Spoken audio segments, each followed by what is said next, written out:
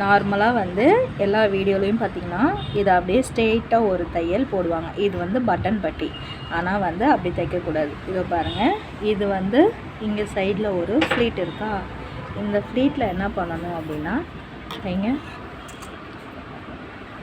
கண்டிப்பாக இந்த டாட்டுக்கு நேராக இங்கே ஒரு ஃப்ளீட் இந்த மாதிரி கண்டிப்பாக கொடுக்கணும். அப்போ தான் வந்து உங்களுக்கு ஷேப் ஃப்ரண்ட் ஷேப்பு கரெக்டாக உட்காரும்.